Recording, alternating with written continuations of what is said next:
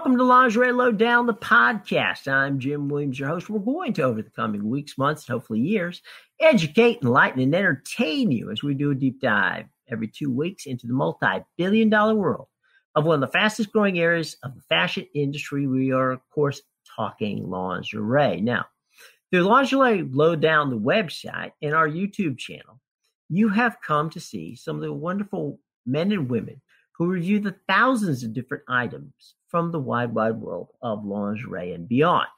Well, on the podcast, we are going to get to know these presenters who come from all corners of the globe. They're a very diverse and inclusive group. They are models who represent all body types and give you honest reviews of the items that they present for you on Lingerie Lowdown, the website. Now, we are also going to talk to some of the industry insiders who represent some of the top fashion houses in the lingerie and fashion industry. Plus, we're going to introduce you to some of the cutting-edge designers and smaller brands that you may not know yet. But look, they are on the cutting edge of fashion, and that's our job, to keep you out there and understanding what is coming next in the wide, wide world of fashion, specifically, as we said before, in the lingerie category. Now, today, today we're going to talk with my buddy Katie of Brighton. And Katie is a delight.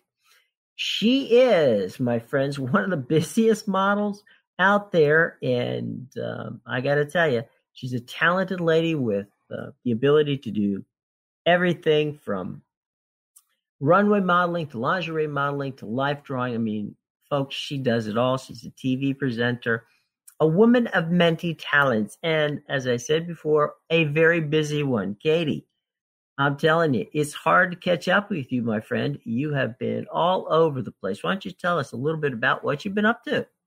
Hello, I'm very good. How are you? I'm well, thank you very much. So, my goodness, tell us a little bit about where you have been and what you have been doing, because, my dear, you have been all over the place. Okay, so I model a lot and I do different types of modeling. So I do a lot of things like photo shoots, but I also do life drawing as well. So in my day, I could run from job to job because I also have a day job. So I can end up doing some weeks where it's the usual kind of hours, but then some weeks I can end up doing quite a lot of modeling on top. So I think it'd be pretty busy. Like, I've looked at 1 week in March and I've got 4 days of work, like office 9 to 5, and then I've got 6 modeling assignments in the same 7 days. So it can be a bit busy to juggle it. Yeah, absolutely. So what is a day in the life of Katie? Juggling stuff, really. So I work my usual kind of job, which is a lot to do with supporting people and a lot of headspace kind of work, because there's a lot of listening and reflecting and that kind of stuff. So I do that. And yeah, and then sometimes I do a lot of work in the city of Brighton. So it's a great art city. It's always got stuff going on, and it's really good for being a life drawing model because so many people are artists and they do these classes after work. So I finish work sometimes and then I get home and have a quick changeover and get into like some easy clothes and then head down into the city and try and do some life drawing classes and try and catch them. So that's quite often a day, and then I get back around like 10ish and have a little sleep and it starts again. So how'd you get involved with Lingerie Lowdown? So I saw some other models that were doing it, actually, some quite well established models, and you've got quite a lot from the Sussex area, actually.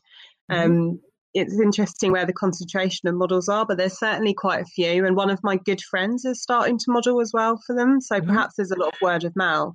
But I saw some of the models going for it. And then also I had heard from a hairstylist who works with those models about the work that they were doing. So I thought, I'll get in touch. And I got lucky. It always helps to ask. That's how I find, that's why I'm so busy, I think, because I hustle. There's nothing wrong with asking. Asking is always a good thing.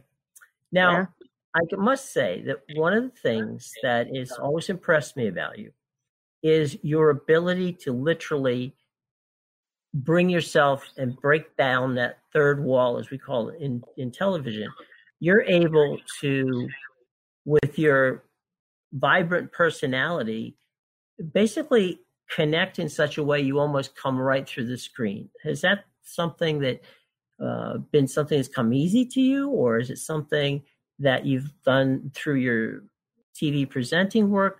I mean, you seem so comfortable in front of the camera. Has that always been something that's happened, or is that something that's taken you time to get used to? No, I've not been used to that. I think that maybe I feel a bit shy talking about if I'm good at stuff. I think maybe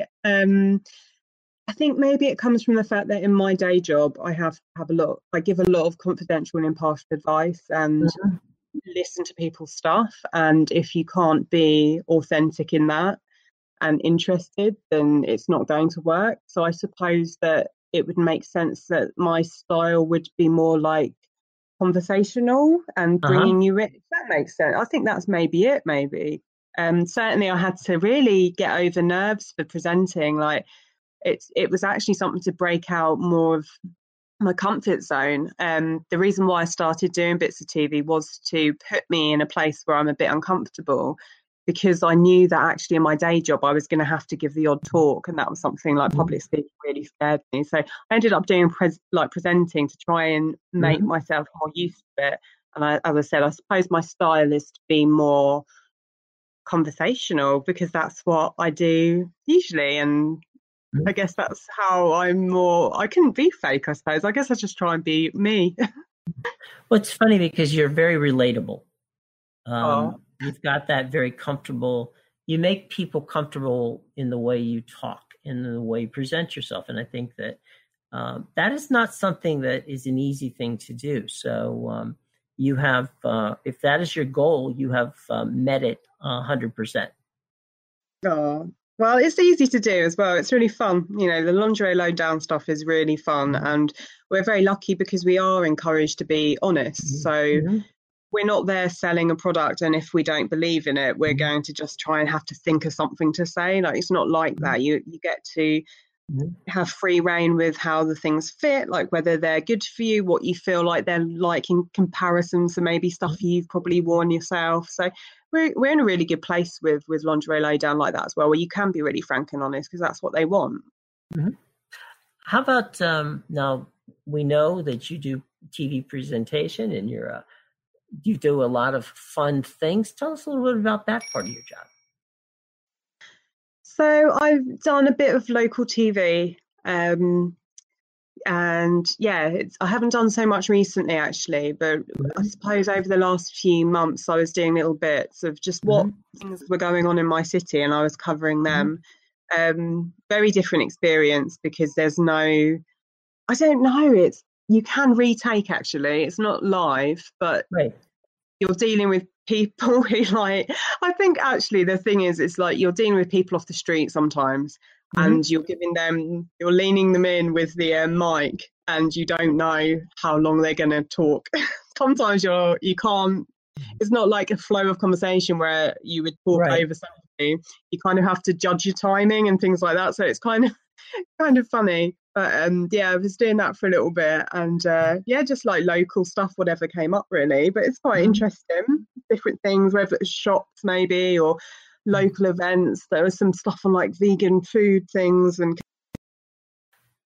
that area in the city. So yeah, it's been good. Now, you once told me that you are a vegan. Are you still a vegan? Yeah, pretty much, yeah. And you enjoy that particular, and it's actually a lifestyle. It's not just, you can't just be, a vegan when it comes to eating. It does require that you adjust in some regards how you live, right? Yeah, certainly for products. I think that I'm quite pragmatic around the food. Everything I buy would be, but I stay pretty pragmatic. So if I travel, I don't panic. And if someone was to give me something, I wouldn't eat meat because I'm not used to it anymore. I used to be a huge meat eater. So I'm not squeamish. I'm just not used to it. The brain changes. I think after a certain amount of time, your brain habits change and it won't recognise it in the same way. So for me, it doesn't naturally, I don't miss it or I wouldn't eat it. If someone made me something and they'd forgotten and put egg, you know, it's not a big deal. I'm not allergic, Right. and I feel really lucky that I'm not intolerant to anything. Good. Certainly with products, it's a really good thing that to stick with veganism, because there's no need for things like cosmetics. There's no need for them to be tested in sort of horrible ways. So yeah, it influences a lot of stuff, you know, even cleaning products, you know, you can get them with hand wash, everything. Yeah. We will return with Lingerie Lowdown, the podcast, right after this from BMW, the ultimate electric driving machine. That's right, we're talking about the i3. Life is about making decisions. At BMW i, we decided it was time to reinvent the car from the ground up, making sure we were open for truly innovative ideas. We decided that the car we wanted must be electric, and it should be made of extremely light and super strong carbon fiber. And finally, we decided to make it more intelligent and added our promise of incomparable driving pleasure. We made all these decisions to offer you a choice. The all-electric BMW i3.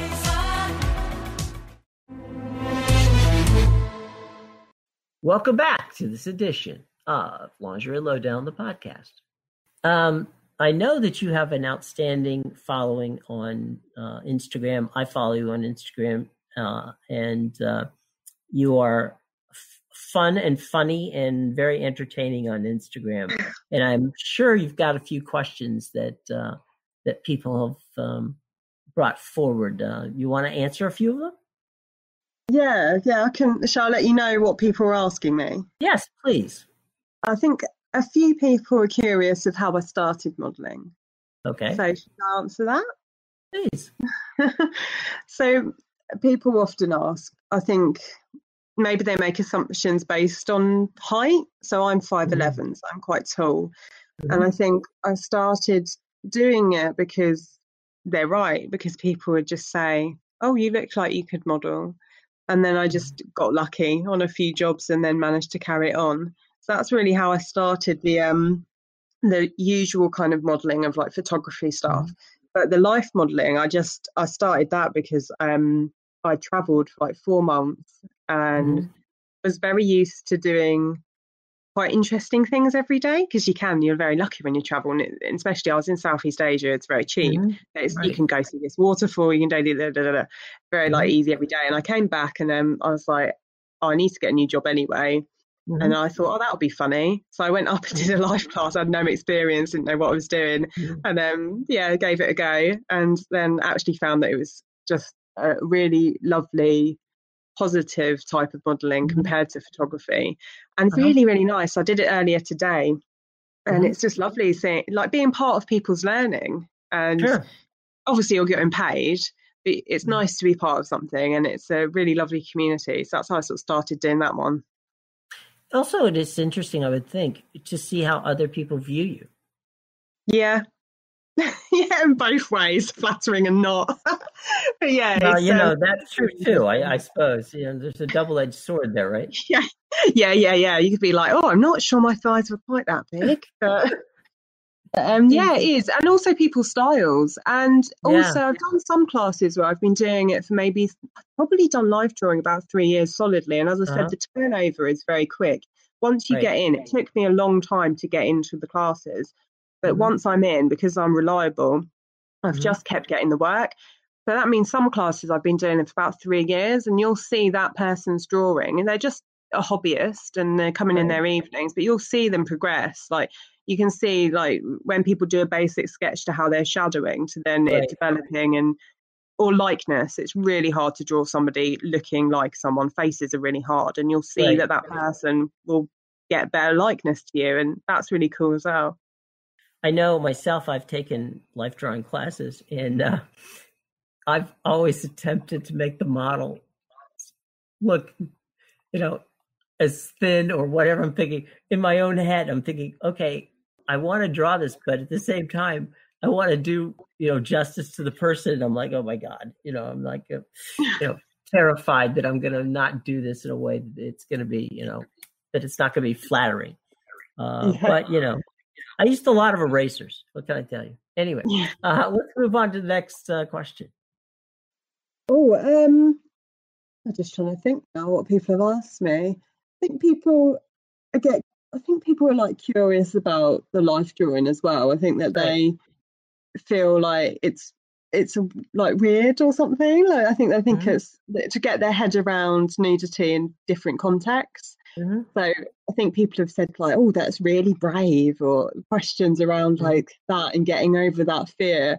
But again, that's something that becomes so normalized because of the environment, and it's very not clinical, but the actual nudity is done in such a different way to say even a lingerie shoot could be, where it's all about selling something else. But the life drawing itself becomes so much more about the functional use of your body and the strength your body has to hold pose, and you can have a lot of fun with it. So you get all sorts of questions about the life drawing and what are you scared of. People think that the things that I'm worried about, they are not quite based in the reality of what I'm worried about. I'm more worried about like not people looking at me. I'm more worried about not being able to sustain a pose for that long, or getting cramp, or my stomach rumbling.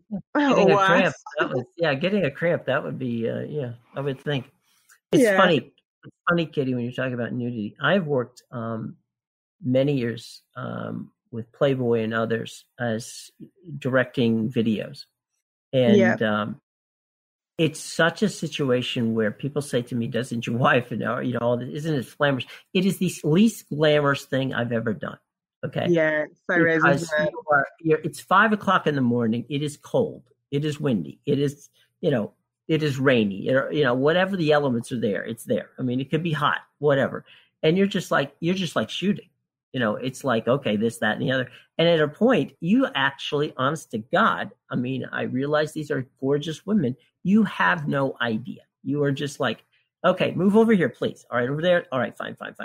And you just, it's not in any way sexual glamorous or anything. It's a job, and we do it. And, it beats other lines of work, no question, but it is the least sexual or the least glamorous part of any number of things I've done in my life. And I don't mean to, I'm just saying it's a job, and people need to know from a modeling standpoint, it's a job. Yeah. And that, I think it's quite interesting how that leads on, because you're right, actually, because then sometimes it can be misconstrued, and perhaps then you get messages that are maybe not linked to you being work mode. So my account is a work account, and it's not a personal dating account or anything like that. But there's so you're selling a concept. So modeling itself, it's not even about the product. So no, it's a bag or something. It's not about that. It's about what that would mean. So you're conveying an emotion. So if you and it's a bit dark, really, isn't it? But it's like you're happy if you have this bag, and it's all about selling a dream. And I do a lot of bridal as well. I do bridal shows, and people, again, misconceptions of that. And they're like, to be so lovely and you get to wear bridal dress. And I'm like, it's actually terrifying, because I'm scared of ripping this £4,000 dress and tripping over on a runway. Instead having to be really smiley and like, oh, this could be your like wedding day. But instead I'm like inside just thinking, don't trip in front of people. Right. Yeah, and wedding dresses, are not the easiest things to get on and off. No, they're not. I've got a little burn, like almost like a carpet burn on my side, because on it was the Thursday night when I messaged you. I did a runway for an hour. Right. That was a lot of dresses to get in and out, and I've got a little war wound on the side. Oh man, yeah. So it's hard. It's you're looking sort of serene and a lot of these things, but there's loads going on in the background with modeling and a lot of hard graft that all the girls do. Yep, not as fun or as glamorous as it looks, ladies and gentlemen. All right, Katie, I got some questions for you. You don't mind? These are ask away. By our friends at Lingerie Lowdown, and it's just A, B, your questions. Okay, there's no right, no wrong. It's your preference. Okay. Yeah. Here we go. Silk or nylon? Nylon. Okay. Lace or floral? Sorry for the pause. It's all right. Gotta ponder if you like. Lace or floral? Oh, it depends what it is, though. Do you know what is? And I think this is the thing about working for Lingerie Lowdown is that you might think a certain thing, and then I'll have a product, and it will change it. I'm saying floral because I did a review on underwear set. There was a really cute little floral design, and I love it. So I'm going to go with that. All right. Brief or thong? I'm just going to go brief for now. I'm feeling cozy. I told you there's no wrong or right here, so you can't, don't worry. Whatever you want is what you get, okay? No wrong answer. You're not being graded on this. Okay. Bra or bralette? Bra. All right. Going for the support. There you go. Padded or not? Padded. Always go for more on that. Always go for help. Okay. Yeah. All right. Are you a swimsuit or a bikini girl? Oh, swimsuit. Totally. I love a swimsuit. I love a bodysuit. Yeah. Okay. That's coming up later. Okay, here we go. Are you a summer or winter girl? Summer. 100% me too. It's more fun. Yeah, that's right. Stockings, pantyhose, or tights? Stockings. Okay. Nude or black? Black. Sheer or opaque? Sheer. All right. Now, I think you've already tipped this one. Are you a bodysuit person or not a fan? Oh, love them. Yeah. They're great. So there you go. 100% for her on the bodysuit fan. All right. Now, look, without naming brands, okay, give me some of your favorite and least favorite things you have reviewed on Lingerie Lowdown. Okay, least favorite are things that don't fit. Because it's just so annoying. So I have reviewed some tights and was really perplexed with the fact that I had a few different ones, and one was fine and then two didn't fit, and it was the same size. And the worst thing about tights, if they don't fit, is if they go baggy around the crotch. Because A, it's horrible and you're pulling them up, and B, you're not going to be feeling sexy with the baggy crotch. I'm not even going to touch that. Okay, fine. Yes, you're absolutely probably not going to feel sexy with a baggy crotch. You're not, are you? It's just not going to fit. Like, tights aren't even that sexy in the first place, really. Right. I think stockings are like the more sexy item, and then if they're not fitting right, like anything, it's just going to make you feel rubbish, and that's the key of underwear, isn't it? Confidence. It is. Absolutely. Got to feel right. Absolutely. So, things that I've loved, I have had some really nice bodysuits, but I've had some really, really good sets from the same company, bra and pants sets, and they've fitted really well, been really nice. Again, they make you feel great when you wear them, and that's the key of underwear. And they've been really gorgeous. So, yeah. All right. Okay. Now you are my expert. Okay. Give me 5 things that any woman should have in her lingerie, arsenal there, given the fact, and again, we're not talking about, major expense or whatever, but things that you feel that every woman should have in their lingerie, as I said before, arsenal collection. Thank you. That's a better word than arsenal. I appreciate it. Your wardrobe, that kind of thing, you mean? Yes, ma'am. Absolutely. Okay. So a set of underwear that you could wear with anything. So probably maybe like a nude coloured set that was a good cut as well. So you can wear it with anything, under anything, so it won't show through, but also it won't show through colour-wise, but also fit. That'd be one. Then something like really comfy pants, because you just want to chill sometimes. And you're a girl, so things change through your month, so you want to be comfy. And then like an outfit that makes you feel knockout. So like for me, like I like a good bodysuit, like something that you have spent that cash on that makes you feel really sexy and lovely. What else? A good thing to do, physical activity, and so like a decent sports bra, something really supportive. That's number 4. Number 5.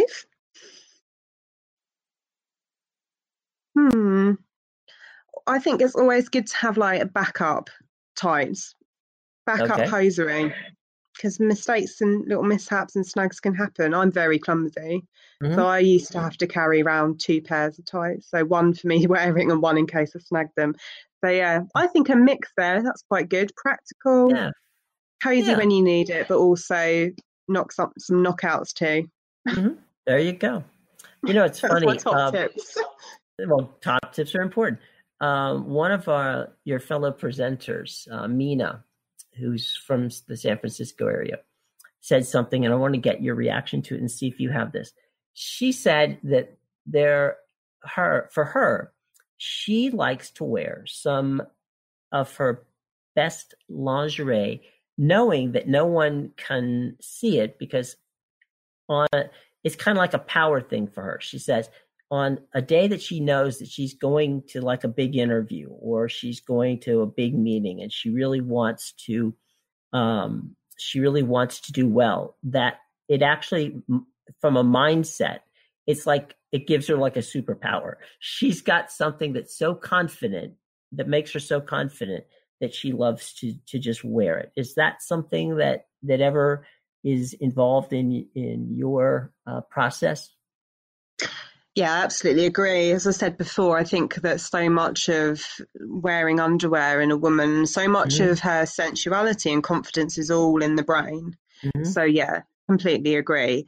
I'm a bit of like a keeper, and I end up having underwear that I'm just barely touching because I'm like, oh, I'll save it for best. And I've realised that's a bit of a, like, why am I doing that? And maybe it's about valuing and being like, no, I should just wear that. And you're right, when you put that on, you do feel good and you do think, oh, it's just a nice start to your day. So yeah, I completely agree. Okay.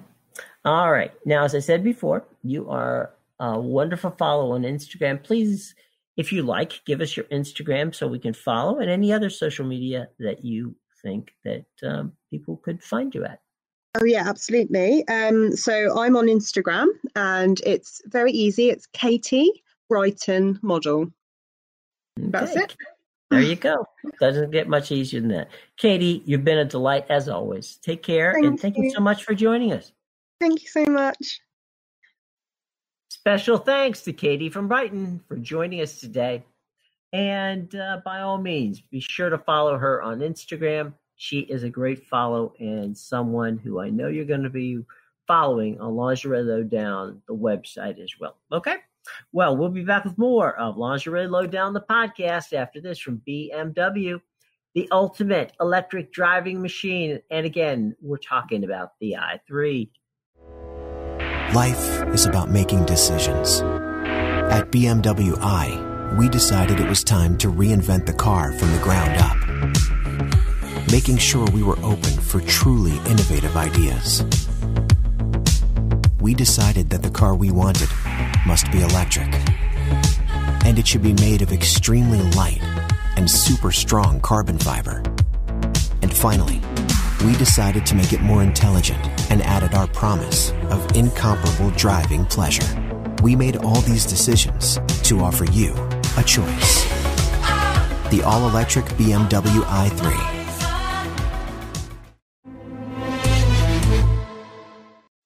Okay, welcome back, everybody. Now, if you have not yet joined the over 6,000 people who have taken the time to subscribe to Lingerie Lowdown, the podcast, first of all, shame on you.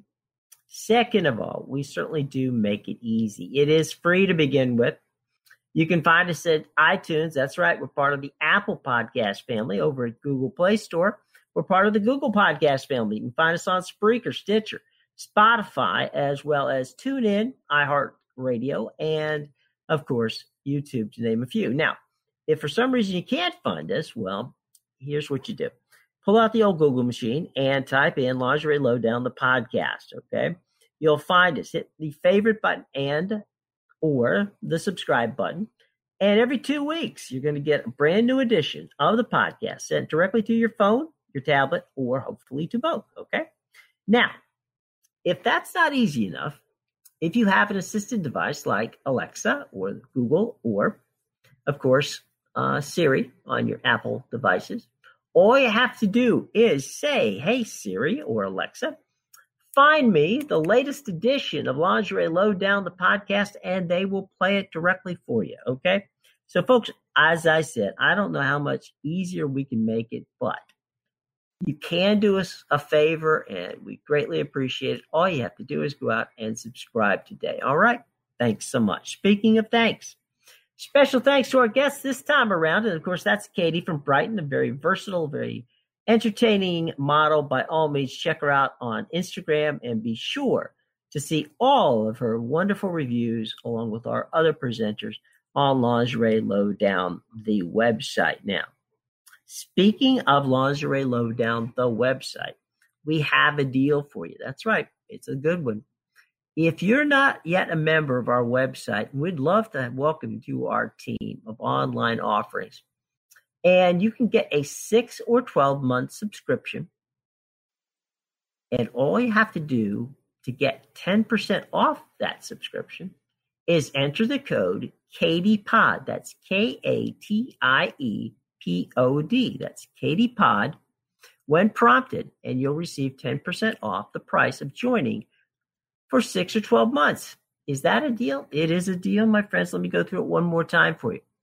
All you have to do is enter the code Katie, KATIE, pod, POD, all one word, KatiePod, when prompted, and you get 10% off the joining fee for a 6 or a 12-month membership. Now, look, the website is outstanding. It's got thousands of different types of lingerie and other items, which, you can very easily integrate into your fashion catalog. All you have to do is check it out. It's fun. It's something you should get for your significant other. I think that then you both will have fun watching the reviews and picking out some items that, frankly, you get that insight from our presenters. They know what they're talking about. They can help you.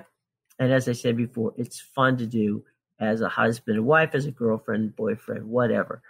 Just sit down and enjoy it, or you enjoy it by yourself, okay? It'll help you, it'll entertain you, and it'll also give you some great insights in what to buy, okay? So by all means, check us out, and you get that 10% discount. Well, that comes to a close this week's edition of the show. We hope that you enjoyed it. In 2 weeks' time, we'll be back with another Lingerie Lowdown, the podcast. Until that time, I'm Jim Williams for the entire team here at Lingerie Lowdown. Thank you for joining us, and we'll see you in 2 weeks.